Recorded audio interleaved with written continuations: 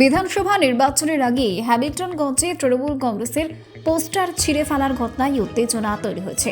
বৃহস্পতিবার রাত বা শুক্রবার ভোরে সুভাষপল্লীর বিভিন্ন এলাকায় লাগানো তৃণমূলের পোস্টার ছিঁড়ে ফেলা হয়। তৃণমূল অভিযোগ করছে মদ্যপ অবস্থায় বিজেপির নেতা কর্মীরাই এ কাজ করেছে এবং ঘটনার সমাধান না হওয়া পর্যন্ত এলাকায় বিজেপিকে পোস্টার লাগাতে দেওয়া হবে না বলে হুঁশিয়ারি দিয়েছে লতাবাড়ি অঞ্চল সভাপতি পরিমল সরকার। বিজেপি এই অভিযোগ অস্বীকার করে বলছে বিষয়টি গোষ্ঠী কোন্দলের ফল এবং তৃণমূলের কিছু নেতা কর্মীরাই যুক্ত থাকতে পারেন। দুপক্ষই ঘটনার গুরুত্ব দিয়ে দেখছে। ব্যুরো রিপোর্ট, জসপা 24 বাংলা।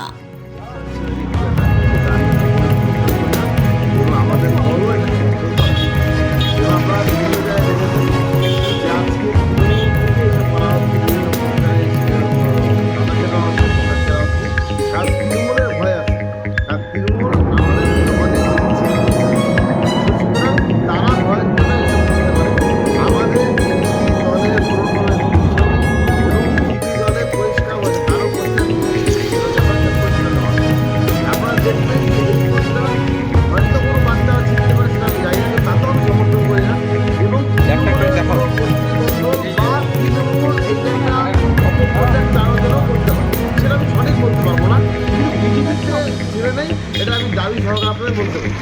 আর থাকলো যে মদ খাওয়ার যে বিষয়টা যদি বলে থাকে ওরা, তাহলে ওরা ভুল বলেছে। কারণ মদ তাদের ওখানকার যে চেয়ারম্যান তার বাড়িতে তার আসর বসে, সুতরাং সেখানে বিজেপির কোনো বিষয় থাকবে না। বিজেপির বিষয় না, বিজেপিগতভাবে এটা বলা মানে বিজেপিটা করবে। যেহেতু ওদের করতে ছিঁড়েছে, এদেরও দায়িত্ব। আমরা অবশ্য ফোন দিচ্ছি, আমাকে ফোন করেছিল, আমি এই বিষয় নিয়ে আমি খোঁজ দিচ্ছি করতে পারে। যদি যে দোষী তার শাস্তি হোক, সেটা আমিও চাইব। এবং আমি তৃণমূল যারা নেতারা তাদেরকে বলবো এই বিষয়ে তারাও তদন্ত করুক, তারাও যে দোষী তাকে বের করুক। আর আমি কখনোই চাই না যে আজকে হ্যামিল্টনগঞ্জের যে সুন্দর একটা পরিবেশ, সেই পরিবেশে কোনো জায়গায় বিঘ্ন ঘটুক, সেটা আমি চাই না।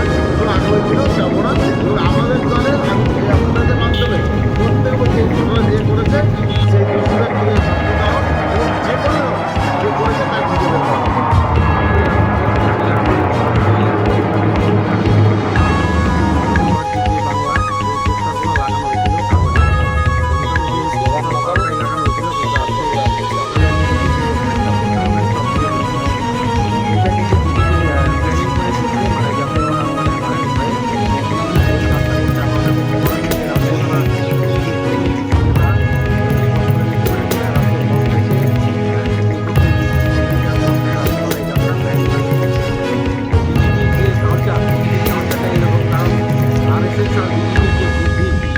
মানে বানরের বুদ্ধি থেকে অল্প কম।